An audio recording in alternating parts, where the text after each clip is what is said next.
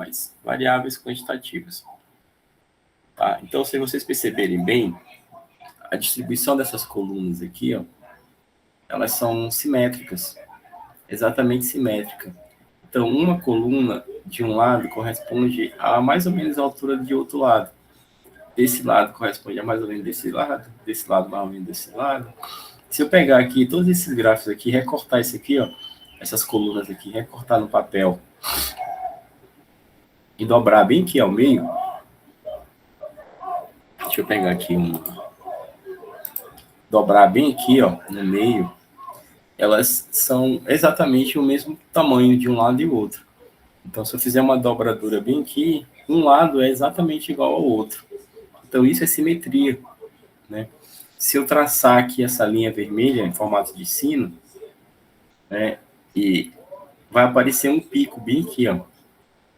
Se eu pegar a partir do pico e dobrar o meio, o sino tem exatamente o mesmo tamanho de um lado e do outro, né? Porque são simétricos, é um comportamento simétrico.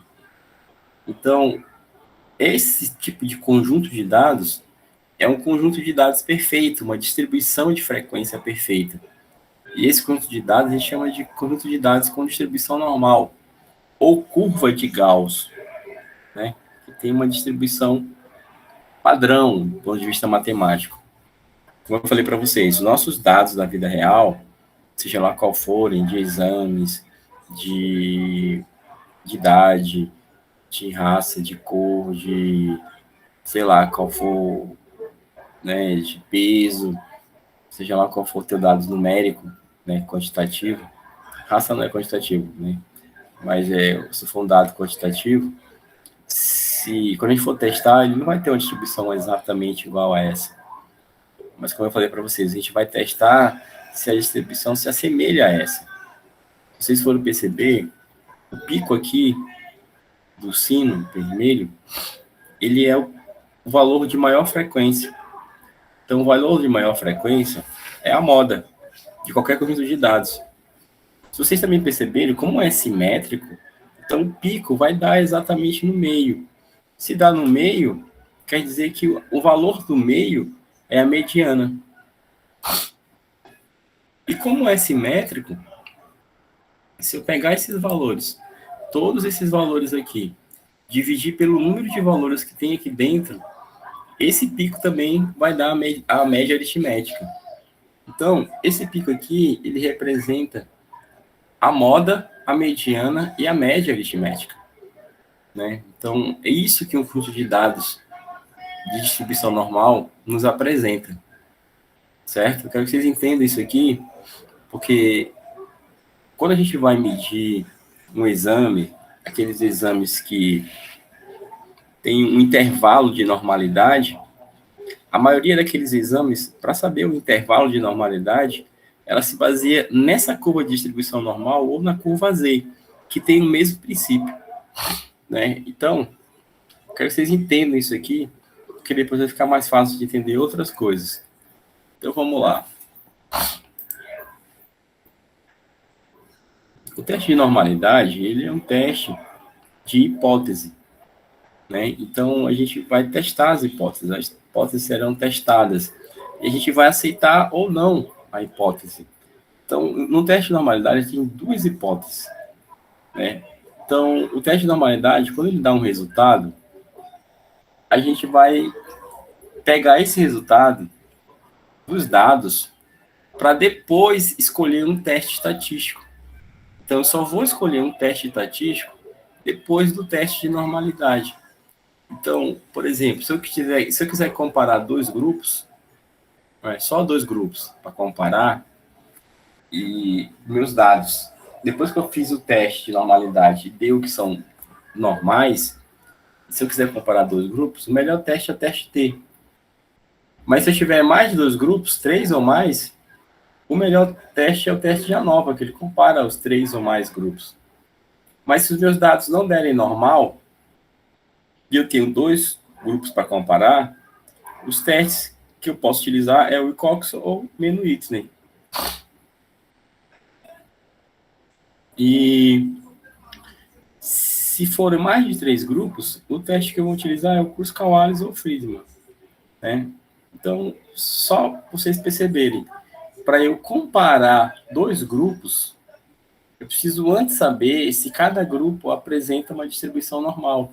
Ou seja, se cada grupo apresenta um gráfico de distribuição semelhante a esse daqui, antes de aplicar o teste de comparação entre os grupos.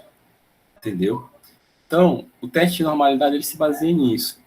Esses testes aqui, para quando é normal ou para quando é normal, eles têm diferenças matemáticas. Porque quando os dados são normais, eu utilizo testes chamados de testes paramétricos. Eles são chamados de paramétricos porque na fórmula matemática deles, eles se baseiam na variância ou no desvio padrão, né? Então, se está baseado na variância no desvio padrão, também está baseado na média aritmética, né? Nesse caso aqui, teste T, correlação de Pearson, boa nova. Já, por outro lado, se os meus dados não são normais, eu preciso utilizar testes não paramétricos. Esses testes não paramétricos, eles, matematicamente, eles estão baseados ou na mediana ou na posição dos valores, nos postos, né? Então, eles levam em consideração os postos. E o cálculo todo do teste é baseado nos postos, né? Então, é um cálculo totalmente diferente, que leva em consideração, né, outras variáveis que não sejam a média, a variância ou o desvio padrão. Então, só para vocês entenderem que antes eu preciso fazer isso, testar a normalidade do grupo de dados, né? Então, eu tenho vários tipos de testes de normalidade. Isso aqui eu já falei para vocês, eu estou só relembrando, falando de uma outra perspectiva para vocês memorizarem isso aqui. Então, eu tenho vários testes de normalidade. Eu tenho D'Agostino, eu tenho Pearson, eu tenho Komorov, eu tenho Lilliefors, Shapiro-Wilk e valores extremos. Os mais utilizados são o Shapiro-Wilk, quando eu tenho um N de 2 a 51 e pode ser várias amostras, ou o Lilliefors, que aí que independe do número de amostras ou do N da minha amostra. Então, esses dois são os mais utilizados. Eu gosto muito de usar o Shapiro-Wilk. Quando não dá para usar ele, eu uso o Lilliefors. Como eu falei para vocês, a gente tem o Biostat, que é um programa muito fácil de utilizar. Eu passo muito Biostat aqui na faculdade, porque ele é um programa gratuito, fácil de utilizar, e não tem problema nenhum utilizar ele nos trabalhos acadêmicos. Tem outros programas, né? Tem outros programas. Tem alguns gratuitos que são tudo em inglês, né? Como a gente tem dificuldade em inglês, eu opto por não utilizar aqui nas aulas, mas tem outros que são em português, mas são pagos, né? Então, como eu não pago, nem a universidade paga, então eu não tenho como mostrar aqui para vocês, né? Então, tem uns que são gratuitos, mas são um pouco mais complexos, como eu falei para vocês em aulas passadas, o R, o Python, mas aí precisa de um domínio de uma linguagem de programação, porque eles têm linguagem própria, né? Eles não são só colocou os dados, clicou o botão, não. Eles têm uma linguagem, têm uma escrita própria. E como é um pouco mais complicado, mais difícil, a gente não tem todo esse tempo, né? Não dá para eu passar isso aqui para vocês. Mas eu fico à disposição para quem tem curiosidade para aprender, né? Eu trabalho com esses programas mais complexos de análise de dados. Inclusive, eu trabalho com inteligência artificial também agora, utilizando o Python. Bom, então vamos lá. Como eu falei para vocês, a gente vai sempre comparar nossos dados com uma curva padrão dessa daqui. Aí, vamos lá. Os dados que têm distribuição normal, eles têm algumas características importantes. A primeira característica importante que eu falei para vocês é que o pico do gráfico, né, em formato de sino, ele pode estar aqui em formato de coluna, tá? Mas quando eu coloco ele em formato de distribuição de frequência, eu posso transformar em formato de sino, isso não é problema. O importante é que, no formato de sino, o pico sempre vai ser a média aritmética, né? Sempre vai ser a média aritmética. Se eu pegar esse pico, bem aqui no eixo Y, no eixo X, que é a média aritmética, somo mais uma vez o desvio padrão, depois pego a média aritmética e diminuo mais uma, menos uma vez o desvio padrão, ele vai me dar uma área. Essa área vai corresponder a 68% dos meus dados, daquele conjunto de dados, se os meus dados apresentam uma distribuição normal. Tá? Por outro lado, se eu pegar essa mesma média aritmética e somar 2 vezes o desvio padrão e depois diminuir 2 vezes o desvio padrão, a nova área formada corresponde a 95% dos meus dados. É que entra aquele pensamento que eu falei para vocês do intervalo de normalidade entre os testes, entre os exames de laboratório, por exemplo. Vamos considerar aqui, só para exercício de exemplo, vamos considerar aqui a pressão sistólica, né? Pressão arterial sistólica. Uma pressão arterial sistólica considerada normal, ela está em torno de 120 miligramas de mercúrio, não é? É nesse ponto que se considera normal. Né? Então, tem um limite de normalidade, que é acima de 10 e abaixo de 13,9. Aí teve uma mudança recentemente aí nos valores e tal, mas vamos considerar essa faixa de normalidade. Acima de 10, de 100 milímetros de mercúrio e abaixo de 130, 139. Vamos considerar isso. Então, a gente tem um intervalo de normalidade para considerar uma pressão arterial sistólica normal. Isso quer dizer o seguinte, que 95% da população clinicamente saudável tem uma pressão arterial que varia de 10 a 139 milímetros de mercúrio. 95% da população. É considerado normal isso aqui. Só que aí é o seguinte, tem pessoa que tem pressão arterial sistólica de 90, né? Só que essas pessoas, essa pressão arterial sistólica de 90 é normal para ela. Essas pessoas estão aqui, ó, nos 5%, na verdade, 2,5%, porque tem 2,5% para um lado e 2,5% para o outro. Então, vai ser 2,5% aqui, ó, da população tem uma pressão arterial sistólica de 9.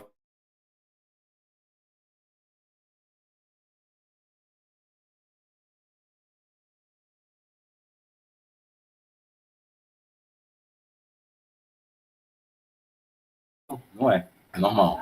Só que é 2 mercúrio. E esse é o normal para ela. E não é hipertensão. É o normal dela, não é hipertensão. Só que é o seguinte, quando tu vai para a clínica fazer exame físico, medir a pressão arterial sistólica de uma pessoa, e essa pressão deu 10, deu 9, 90 milímetros de mercúrio, a tua tendência é falar que a pessoa está com hipotensão. Sabe por quê? Porque tu tem 95% de probabilidade de estar certo, dizendo que uma pressão arterial sistólica de 90 é hipotensão. 95% de estar certo. Só tem 2,5% de estar errado. Entendeu? Então, é por isso que os exames consideram essa faixa de 95% aqui, ó. Porque eu tenho só 5% de estar errado, sendo 2,5% para um lado e 2,5% para o outro. Aqui no teste de matemática é a mesma coisa. Quando eu faço um teste de hipótese, eu vou considerar que eu tenho 5% de chance de errar na minha escolha, da minha hipótese. Esse 5% é o p-valor, ou alfa, na verdade. Né? Então, é o meu alfa de 0,05. O que significa? Que escolhendo um alfa de 0,05, eu estou dizendo que eu tenho uma possibilidade de acertar de 95% e a possibilidade de errar de 5%. Esse alfa, que também tem a ver com o p-valor, que o p-valor é do teste, e o alfa é o nível do p-valor que eu escolho para comparar com o teste. Né? Esse alfa é que está dentro desse 5% aqui, ó. Entendeu? Então, eu tenho a possibilidade de errar dizendo que uma pessoa que está com uma pressão sistólica de 90 milímetros é hipotenso, eu tenho possibilidade de errar? Tem. A minha possibilidade de errar é 2,5%. Né? Como eu falei, é 5%, só que é 2,5% para um lado e 2,5% para o outro. Então, é 2,5% a probabilidade de estar errado. Mas, por outro lado, eu tenho 95% de possibilidade de estar certo quando eu digo que é hipotensão. E o p-valor é exatamente relacionado a isso. É a possibilidade de estar errado ou de estar certo quando eu escolho uma das hipóteses. Um teste de hipótese, ele é um tipo de teste estatístico, em que eu traço duas hipóteses em matemática. Como eu falei para vocês, a hipótese chamada de hipótese nula, ou H0, e a hipótese chamada de hipótese alternativa, ou H1 ou HA. Tá? Essas duas hipóteses. É uma coisa importante que sempre vai ser igual para qualquer teste estatístico, para qualquer comparação. É que a hipótese nula, ou H0, sempre prevê semelhança entre os conjuntos de dados. Sempre prevê semelhança. Então, eu sempre vou testar a hipótese nula. Se eu tiver que rejeitar a hipótese nula, eu preciso de uma hipótese alternativa, né? Já que eu rejeitei a hipótese nula. Aí vem a hipótese alternativa. A hipótese alternativa sempre prevê a diferença entre os grupos. Então, isso aqui é algo que é fixo. Vocês nunca devem esquecer isso aqui, que sempre vai ser assim. Hipótese nula sempre prevê semelhança, hipótese alternativa sempre prevê diferença. Então, quando eu vou comparar um conjunto de dados, por exemplo, eu coletei a idade de vocês, né? Eu tenho aqui a idade de 10 pessoas, coletei a idade. Eu quero saber se essa idade, se ela possui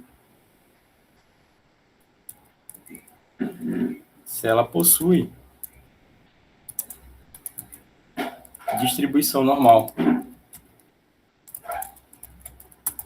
Distribuição normal. Então, para que eu teste isso aqui, eu preciso traçar o teste de hipótese. E para isso, primeiro eu preciso encontrar as minhas hipóteses a serem testadas. Então, eu tenho aqui um conjunto de 10, vou só abrir aqui um conjunto de dados aqui.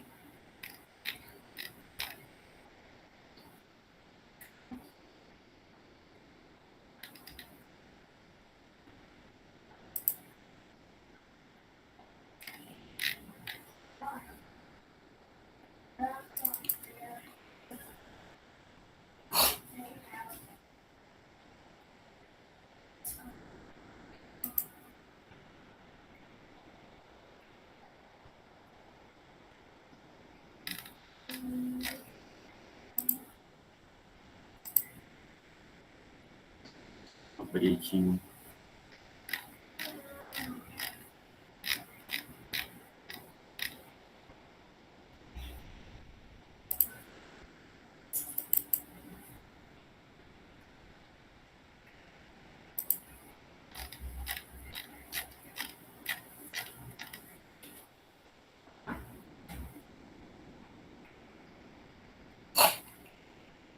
Tá, daqui a pouco eu abro, não encontrei aqui fácil. Então, para fazer essa análise, saber se o meu conjunto de dados de idade apresenta uma distribuição normal, eu primeiro preciso traçar as minhas hipóteses. Então, primeiro a hipótese nula. Como eu falei para vocês, a hipótese nula ela sempre prevê semelhança entre os conjuntos de dados. Como eu estou fazendo um teste de normalidade para o meu dados e idade, isso significa o seguinte, que a minha hipótese nula vai ser o seguinte: os dados e idade apresentam distribuição normal. Ou seja, são semelhantes a uma distribuição padrão de distribuição normal. E a minha hipótese nula, aliás, a hipótese alternativa, ela prevê exatamente o contrário. Então, eu posso até copiar aqui,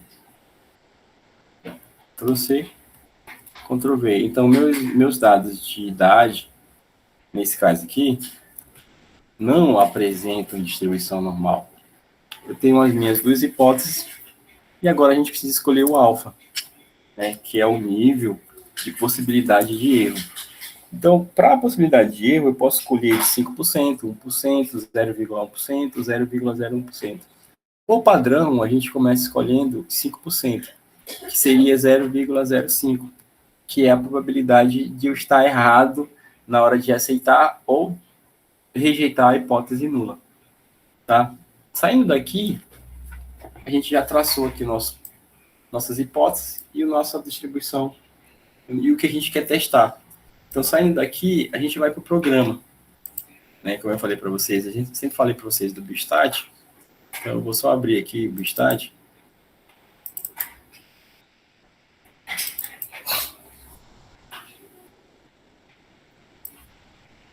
Aqui, vocês conseguem visualizar aí o Biostat?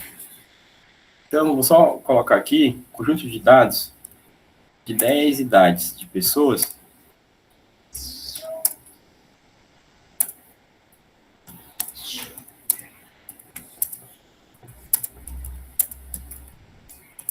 Pronto. 10 idades de pessoas, em que eu quero saber se... falar. Se alguém tiver alguma dúvida, pode ir falando, tá? Aqui nesse programa aqui do Biostat, eu não consigo aumentar, tá, gente? Fazendo zoom não, porque o programa ele é meio limitado mesmo. Então, vocês vão ter que dar um jeito de ampliar aí na tela de vocês ou ver no computador. Porque eu não consigo ampliar aqui, dar zoom nessas janelinhas aqui do Biostat, não. Então, como a gente está fazendo um teste de hipótese, a gente lembra que eu tenho um conjunto de dados idade, nesse caso são 10 pessoas, eu quero saber se esse dado está presente em distribuição normal. Para isso, eu traço a hipótese nula, traço a hipótese alternativa e traço um alfa. Só que eu tenho que lembrar o seguinte, que no teste de hipótese, quando eu vou fazer um teste, eu tenho duas formas de pensar em um teste de hipótese. A primeira forma é um teste bilateral, a outra forma é um teste unilateral, para a direita ou para a esquerda. O teste bilateral é aquele teste em que ele fala que os dados são semelhantes, ou seja, significa o seguinte, que a média do conjunto de dados de idade que eu tenho é semelhante a um conjunto de dados de distribuição normal.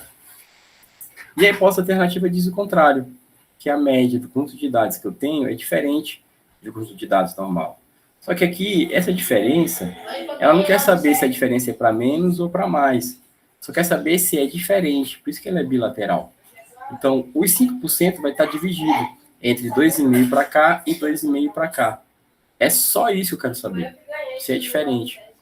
Quando eu testo unilateral, para a direita, eu quero saber se o meu conjunto de dados apresenta uma média menor ou igual a uma distribuição normal.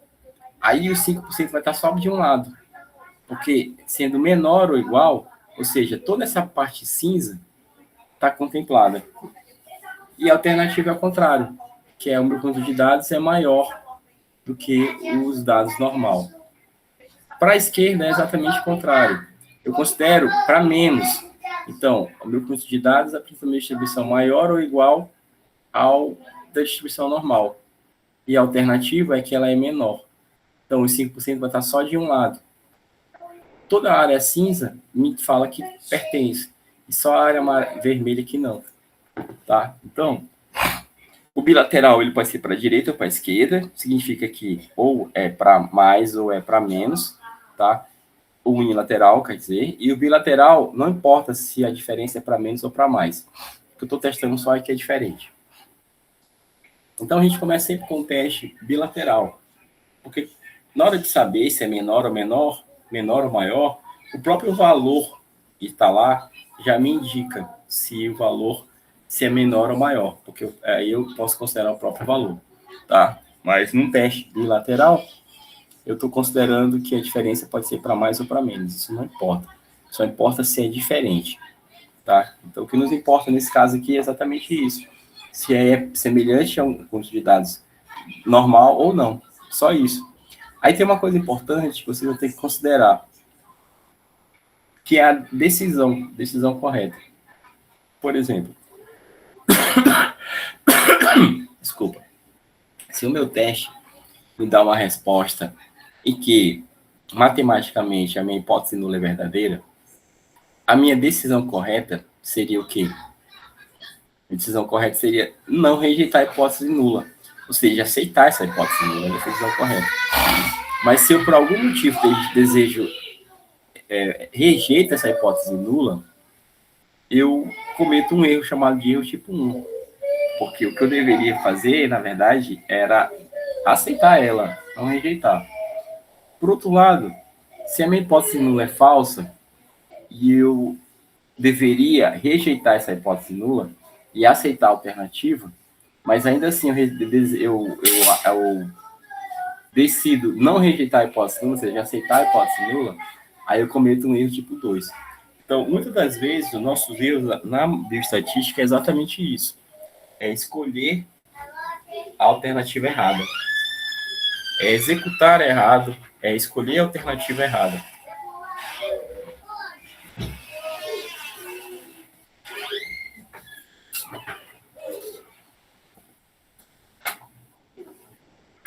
Então, a gente tem que ter muito cuidado na hora de executar o teste, para a gente não errar nessa escolha. Então, tem uma outra coisa importante que vale para qualquer teste de hipótese. Se sabendo disso, vocês dificilmente vão errar na hora de executar qualquer teste de hipótese, qualquer comparação. Que é exatamente isso aqui, ó. Se na hora que eu executei o teste e o teste me dá um p-valor, se aquele p-valor do teste for maior ou igual ao alfa que eu escolhi antes de executar o teste, então eu não rejeito a hipótese nula. Ou seja, eu aceito a hipótese nula. Mas se o meu p-valor for menor que esse alfa, eu rejeito a hipótese nula e aceito a hipótese alternativa. Isso aqui é uma interpretação que é fixa, tá, pessoal? A interpretação que é fixa, ela nunca vai mudar. P valor maior que o alfa, não rejeito a hipótese nula. P valor menor que o alfa, eu rejeito a hipótese nula. Tá? Isso aqui não muda. Então vamos lá. Quando eu vou executar lá o meu teste, o que é que eu tenho, né? Relembrando com vocês. Eu tenho aqui a minha hipótese nula, eu tenho meu conjunto de dados, que são 10 pessoas que me disseram a idade. Eu tenho a hipótese nula, eu tenho a hipótese alternativa e tenho o meu alfa, certo? Agora eu vou executar o meu teste de hipótese com o meu conjunto de dados. Então eu venho aqui no Biostatic em estatística, normalidade, Shapiro-Wilk, né, que é o teste que eu falei para vocês que eu mais gosto de usar. Me aparece essa janelinha bem aqui. Espera aí que eu vou levar a janelinha para lá. Essa janelinha bem aqui me aparece. Eu levo o conjunto de dados para o outro lado, para esse lado aqui, que é o lado que vai ser executado. Clico aqui em executar a estatística e, como resultado, me aparece essa janelinha bem aqui, ó. Uma janelinha me mostra o tamanho da amostra, são 10 pessoas. Me mostra a média aritmética, 22,3. Me mostra o desvio padrão. O W, que é da fórmula matemática, né, de Wilk. E o meu p-valor. Né? Então, aqui, ó. O p-valor foi 0,43, 0,43. Então, vamos lá. Na hora de interpretar isso aqui, eu vou lá para minhas anotações e escrevo bem aqui o P, o valor do teste, que foi 0,43.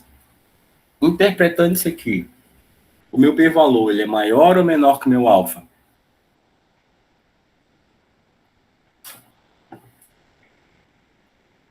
Eu acho que ele é maior, não, professor? É maior. Se ele é maior, eu aceito ou rejeito a hipótese nula?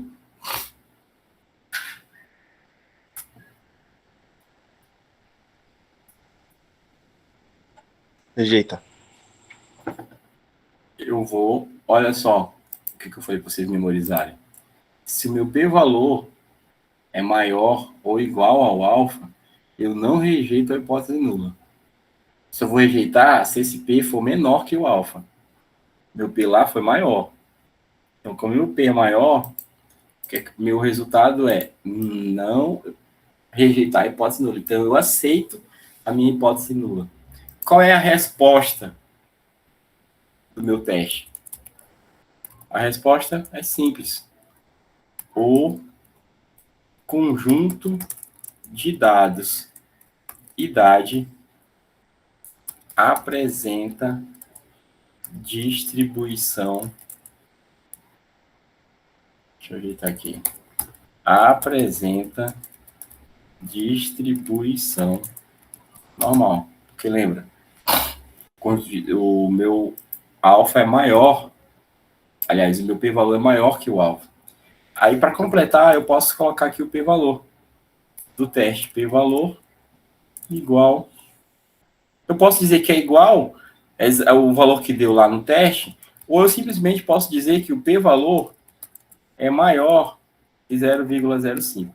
As duas respostas estão certas, tá? Porque aqui, ó, é uma resposta que está de acordo com isso bem daqui, ó. P maior que o meu alfa, que 0,5. Eu não rejeito a hipótese nula, entendeu? Então, meu conjunto de dados apresenta distribuição normal. Vocês entendendo isso aqui, vocês nunca vão errar nenhum outro teste que seja teste de hipótese. Então, vamos lá. Eu tenho aqui esse conjunto de dados. A gente já sabe que é distribuição normal, né? Então, pronto. Agora é o seguinte.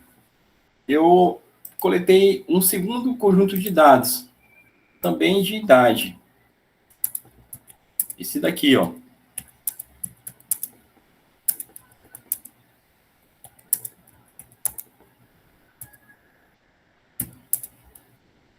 Esse bem aqui. Só que tem uma coisa que eu não falei para vocês. Essa idade aqui, número 1, ela é idade só de homens. E a idade... Vocês estão me ouvindo, pessoal? Sim, professor, eu tô ouvindo. Tá, e a idade do grupo 2, ela é uma idade só de mulheres. Certo? Então, é só de homens, só de mulheres. Eu posso fazer o mesmo teste estatístico de distribuição normal para o grupo de mulheres. Aí o princípio é o mesmo. Eu traço lá a minha hipótese nula, né? A minha hipótese nula que é a mesma, a alternativa que é a mesma, o alfa que é o mesmo. Aí então eu vou executar para o grupo 2, que é o das meninas. Então, o grupo 2 eu venho normalidade, Shapiro-Wilk, as janelinhas, eu passo logo os dois grupos lá, que ele refaz o primeiro. Aí ele me dá como resultado aqui, ó, o p-valor dos dois. Então, o p-valor do grupo 1 eu já tinha feito, e o p-valor do grupo 2 a gente fez agora, que é 0,30.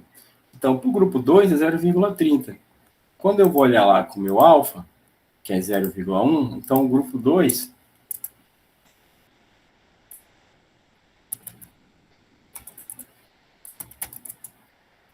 é igual a 0,30. A interpretação é a mesma. Porque, ó, isso aqui é grupo 1.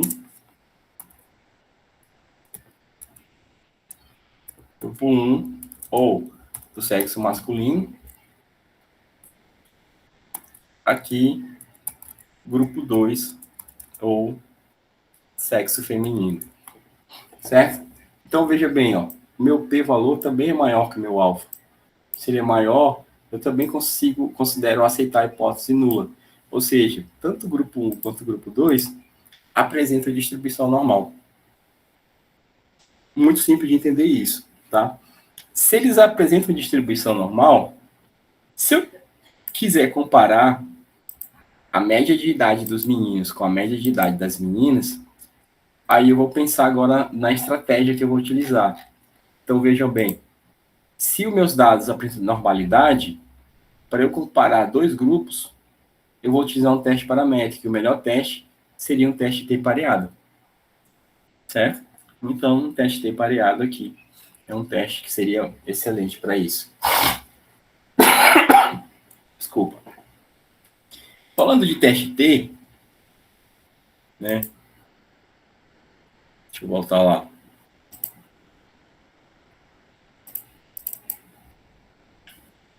Falando de teste T, o teste T, ele foi um teste criado por um químico farmacêutico, na verdade um químico, né? Naquela época não tinha farmácia, né? Um químico que ele trabalhava numa cervejaria. Então, ele é um teste paramétrico. Teste T é um teste baseado na média aritmética, na variância dos dados. Então, ele vai me comparar o seguinte, ele vai me dizer se os meus dados eles se assemelham se a minha amostra ela é suficiente, mas ela representa um todo, né? Ou quando tem um conjunto de dados só. Então, se ela representa um todo, ou se eu comparo dois grupos, se um grupo é semelhante ao outro grupo. Esse princípio desse teste aqui.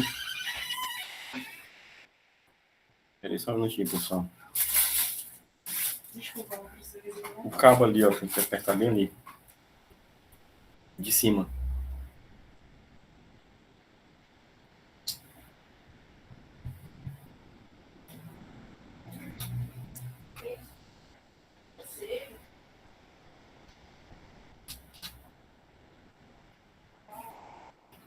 Peraí.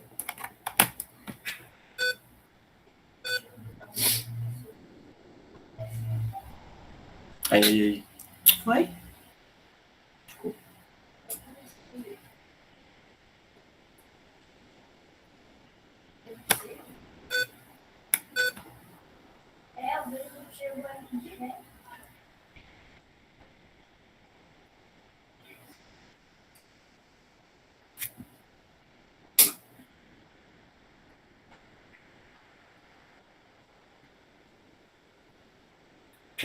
Peraí, não é que não.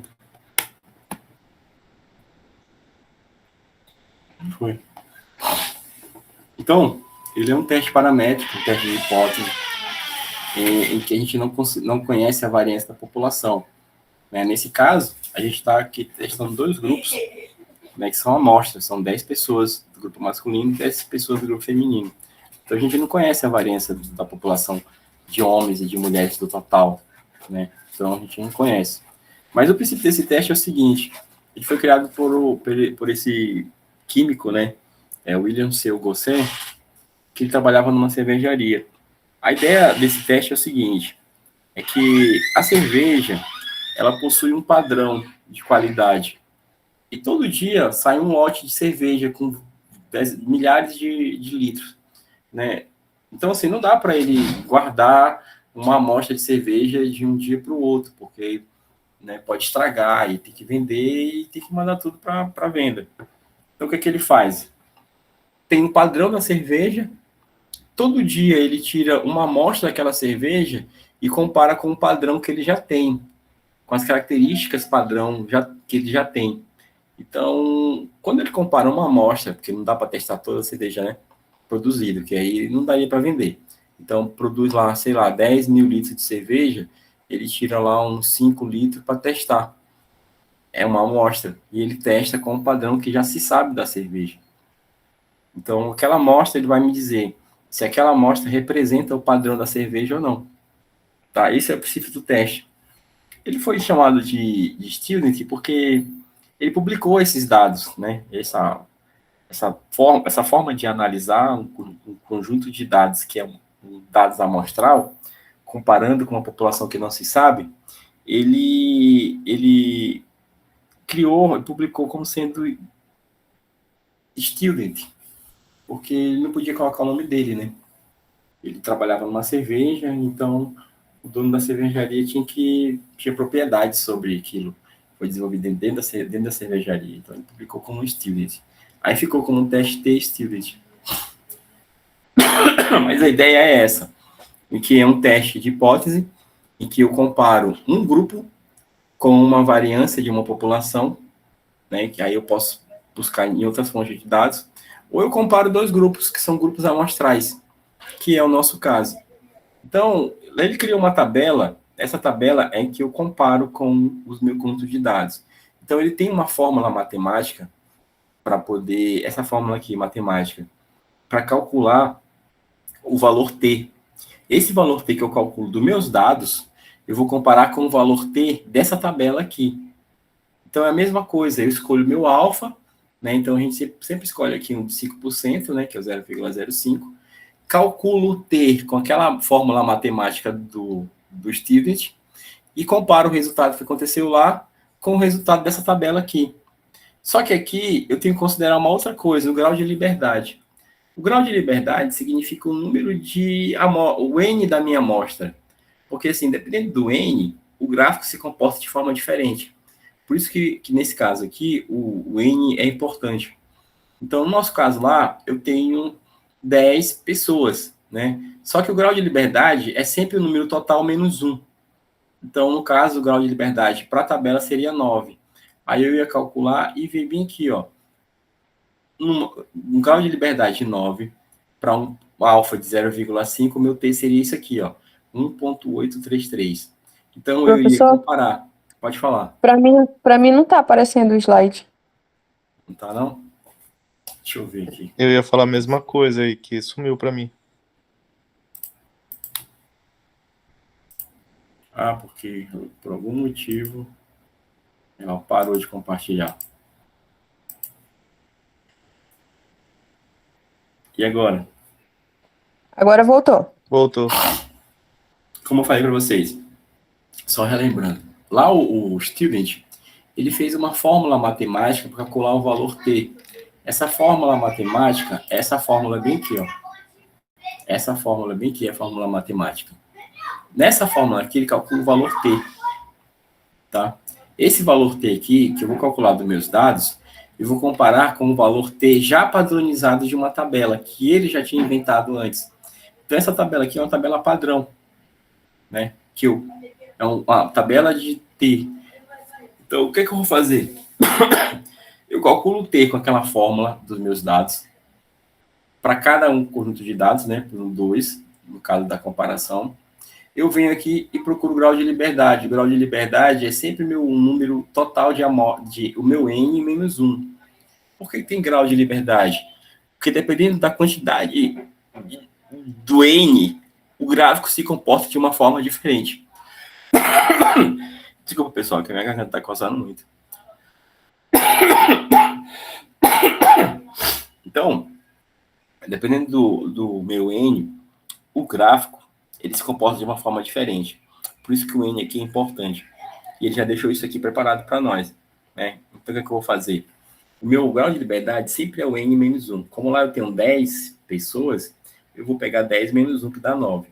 Quando eu vou comparar o T daquela fórmula, né, calculada com esse T aqui, eu devo em consideração o meu alfa. Né, que no caso a gente sempre escolhe 0,05. Então, aqui, na coluna de 0,05, num grau de liberdade 9, qual é o valor? É 1,833. Então, eu vou comparar esse resultado aqui, 1,833, com o resultado desse cálculo aqui do meu conjunto de dados. Aí, como é que eu interpreto? Se o T calculado, ou seja, o T que eu calculei dentro daquela fórmula lá, for maior que o T que está lá naquela tabela, eu rejeito a hipótese nula. Mas se o meu T calculado for menor que o da tabela, eu aceito a hipótese nula. Tá? Isso aqui, se eu fosse levar em consideração só o resultado do T, tá? Do student. Só que o programa, ele interpreta isso aqui e me dá um p-valor. Em cima do T, ele leva em consideração aquele gráfico lá do Z, do teste Z, né, de probabilidade. Então, ele transforma isso aqui, esse T, em p-valor. Aí a interpretação volta naquela mesma coisa lá na normalidade. Ou seja, ela volta para isso aqui, ó. Se o meu p-valor for maior ou igual a meu alfa, eu não rejeito a hipótese nula. Se o meu p-valor for menor que o meu alfa, eu rejeito a hipótese nula. Então, eu não preciso ficar preocupado com essa fórmula matemática de calcular o t. Eu só preciso lembrar disso aqui, que é o p-valor comparado com o meu alfa. O resto é igual, entendeu? Porque quem vai me dar o p-valor é o próprio programa. Então, quando eu for fazer isso, eu tenho aqui, por exemplo, dois conjuntos de dados, né? Como eu falei para vocês aquela hora. Eu tenho aqui a idade.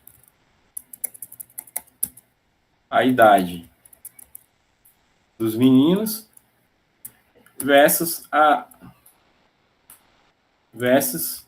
a idade das meninas. A minha pergunta matemática é: a média da idade dos meninos é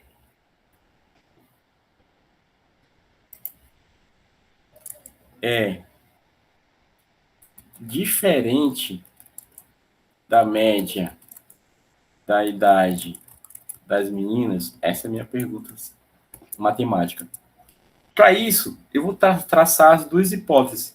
Primeiro, a hipótese nula, que prevê o quê? Prevê que a média, escrevi aqui direito, média da idade dos meninos é semelhante à média da idade das meninas. Essa é a minha hipótese nula. Qual é a minha hipótese alternativa? É exatamente o contrário da hipótese nula. Então, eu posso copiar, colar e dizer que a média da idade dos meninos não é semelhante. Não é semelhante à média da idade das meninas. Pronto, eu já tenho as duas hipóteses aqui já traçadas. Então, eu escolho agora o meu alfa, como eu falei para vocês. O alfa, eu sempre vou escolher de 0,05. Agora eu vou executar o teste. Como eu já sei, agora que teste eu preciso? Que teste? Qual é o melhor teste? Como eu falei para vocês. Antes de executar isso aqui, eu preciso antes fazer o teste de normalidade. A gente já fez, a gente sabe que os dois grupos de idade, masculino e feminino, são normais. Como são normais, são dois grupos só que eu quero testar, então eu preciso agora, eu vou dizer que o melhor teste para eles, de acordo com o que eu já falei para vocês aqui, ó, o melhor teste para comparar é o teste T.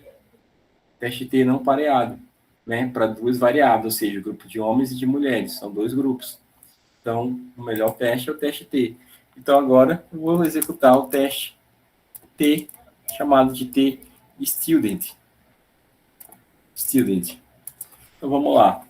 Lá no Biostat, o que eu faço? Eu tenho aqui os dois grupos. Eu vou em estatística, duas amostras independentes, escolho o teste T, dados amostrais. Aqui, dados amostrais. Me aparece essa janelinha aqui, eu levo as duas colunas para o outro lado, clico em executar, ele executa e me mostra essa janelinha aqui. Essa janela ele mostra o tamanho da amostra dos dois, dos homens e das mulheres, me mostra a média aritmética dos dois, né? A variância dos dois, me mostra o T, se eu fosse comparar o T, ó, o T calculado com o T da tabela, se eu fosse comparar. Mas isso aqui não nos interessa, o que interessa é aqui, ó, é o P-valor, o P bilateral. Lembra que eu estou calculando só se tem diferença. Não importa se é para mais ou para menos, se tem diferença. Então, o meu P-valor aqui é 0,0336, 0,036. Então, vamos lá. Meu P-valor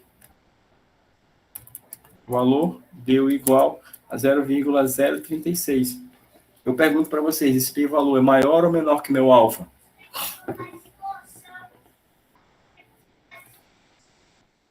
Ele é menor. Ele é menor. Se ele é menor, eu aceito ou rejeito a hipótese nula? Recusa. Rejeito. Rejeito a hipótese nula. Então, qual seria a minha resposta? A minha resposta é que a média das idades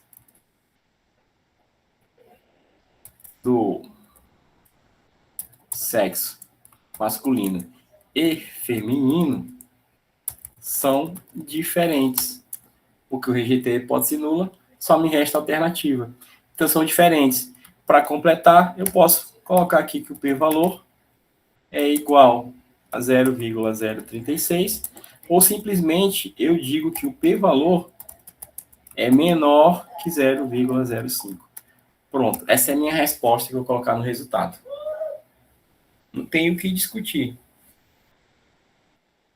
Entendeu? Isso é quando eu comparo dois grupos.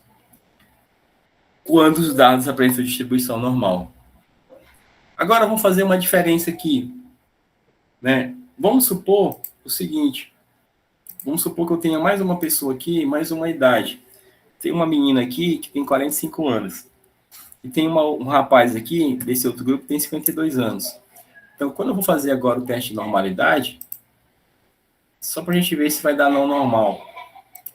Então, aqui, volta tudo de novo. Coloca os dois para o outro lado e compara. Aí ele executa e me dá aqui, ó. Então, como eu coloquei aqui uma menina com 45 anos e um rapaz, na verdade é o contrário, um rapaz com 45 anos e uma menina com 52 anos, quando eu executo o teste de normalidade, eu tenho um P diferente agora. Para os homens eu tenho um P de 0,007 e para as mulheres eu tenho um P de 0,006. O que isso significa? Significa que agora mudou.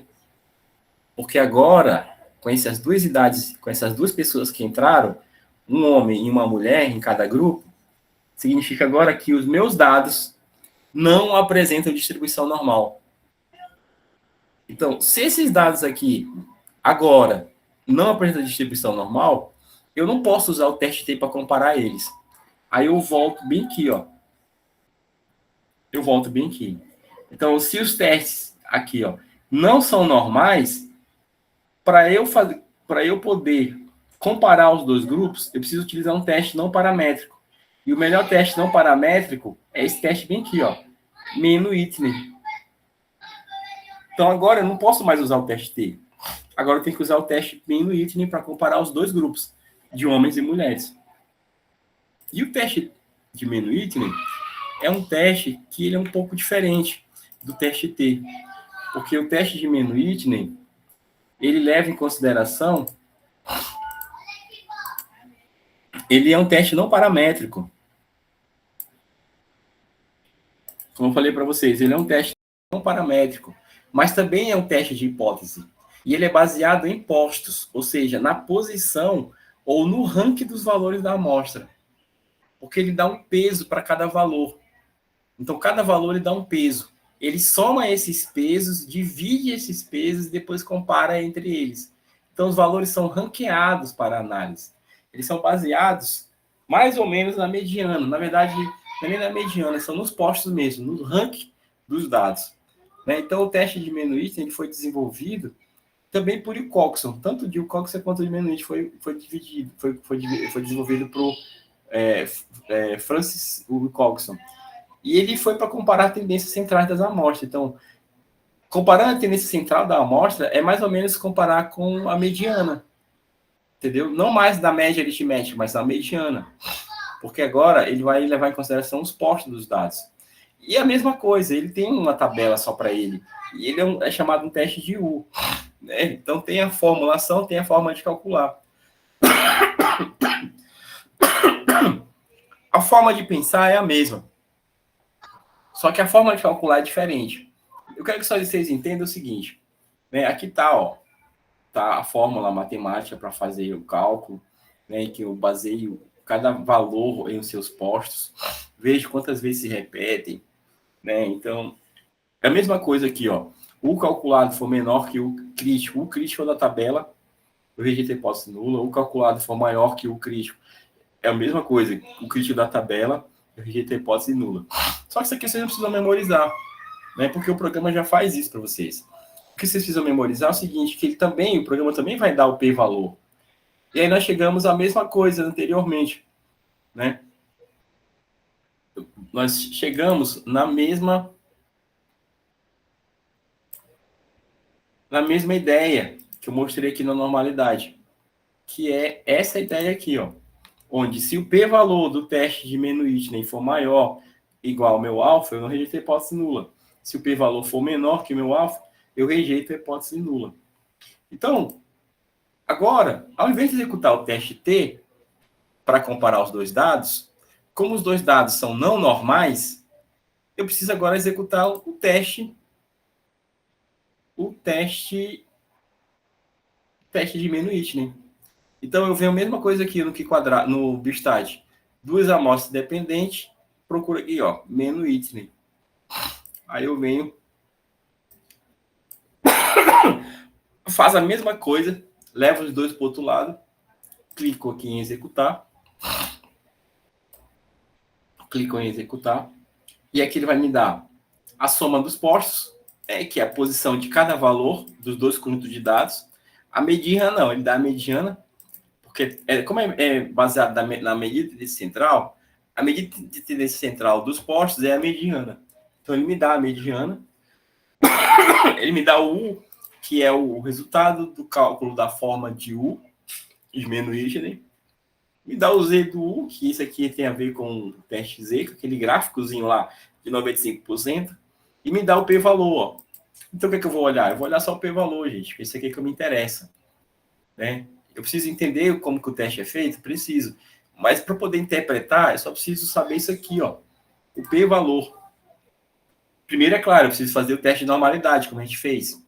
Deu não normal, os dois. Então, eu sei que eu não posso usar o teste T, eu tenho que usar o teste de Menuhitner. Agora, eu vou fazer o seguinte. Agora eu preciso executar o teste e olhar para o p-valor. O p-valor aqui deu 0,07. Então, quando eu vou lá para o meu raciocínio aqui, o meu p-valor, claro, né? Agora eu preciso usar o teste, executar o teste.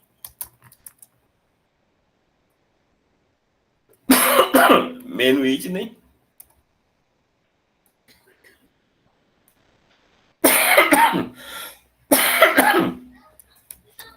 Menuhitner. Né? Eu preciso escolher aqui a minha hipótese nula. Nesse caso aqui, é que os dados não possuem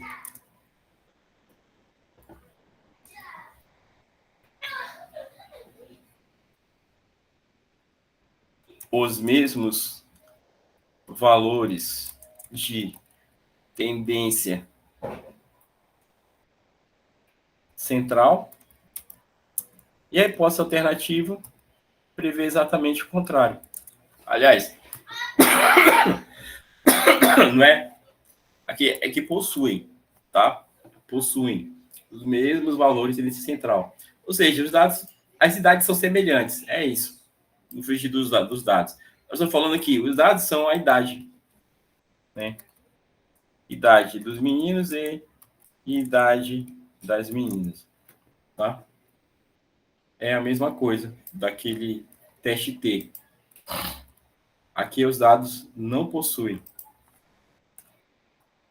O pensamento é o mesmo, as hipóteses são praticamente a mesma coisa, né? Eu vou escolher o meu alfa da mesma forma, 0,05. Aí eu vou executar o teste. Como os dados apresentantes agora, com aquela nova duas pessoas, né, são não normais, então eu executo o teste não paramétrico, que no caso é de Menuhitner. Então, executando o teste, a gente teve aqui um p-valor de 0,076. Então, vamos lá. Se o meu p-valor foi de 0,076, eu pergunto para vocês, esse p-valor é maior ou menor que o meu alfa?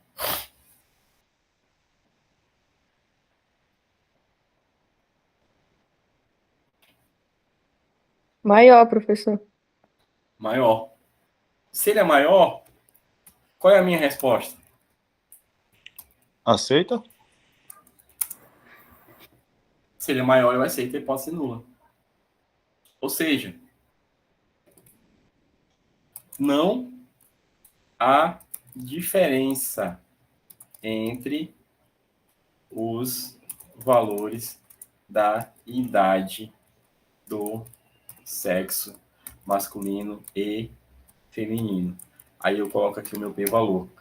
P-valor igual a 0,076, ou simplesmente eu digo que o p-valor é maior que 0,05.